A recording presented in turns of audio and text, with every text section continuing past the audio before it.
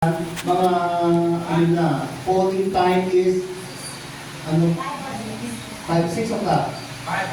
Okay, o 5 o'clock daw po. Merong mga nakatalaga doon sa gate for registration. Polling time na naman po yung polling time. Polling time. Polling time na naman yun. Polling time is 5 o'clock. So, nasa inyo po kung dati kayo ng 7, ng 6. Okay po. Okay po, if you feel to be there at 6 or not, okay lang po yun. Wala namang problema. Hindi ko naman ina-announce na, "Oy, Madam Matera, you're late." Hindi naman hindi. The open is gate for us to enter. Di ba? So, ganun siya, ganun. Ganun ang mangyayari doon. So, formal casual? Pwede na may casual. Kasi most of the baka may sila na they are thinking na hindi sila ganito, mag-produce ng mga.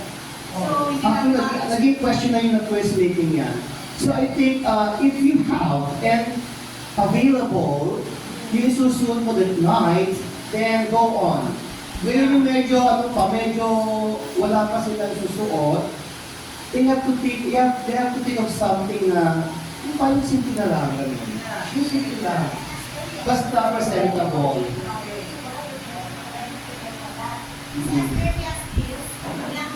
Yes, kasi nga, ito nga kaya meron tayong meeting na para they have to prepare. Pwede naman silang humiram. Ano naman Pilipino, mabuti sa hirap nila.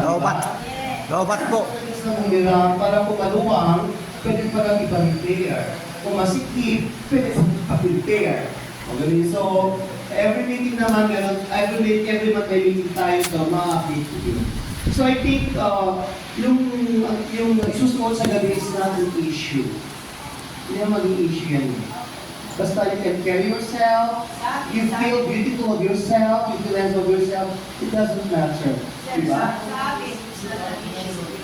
Yeah.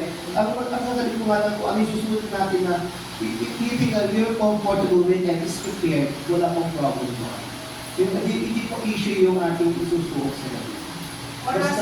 Sir, for us, it's not an issue. Kasi I know. Yes. But, of course, yung mga iba, they are Well, we're out to motivate them. Kasi i-motivate natin sila. Since that's one, inabuan mo na niya, once inabuan mo na niya.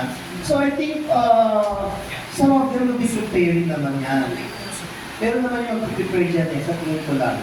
Kasi siyempre, ID naman nilang magpapakita na sila yung siya ba? Kaya paano is mag-e-effort sila sa gabing yun. Isang gabi na naman yun. Isang gabi na naman po yun. Si Manang Narcisa, maraming gamit siya. Marami yan. Baka tatlong aparador yung gamit niya na. Yes, sir. Yung registration po, di ba last time meron na yung nagtalaga na tayo ng mga people, mga teachers nandun sa gate.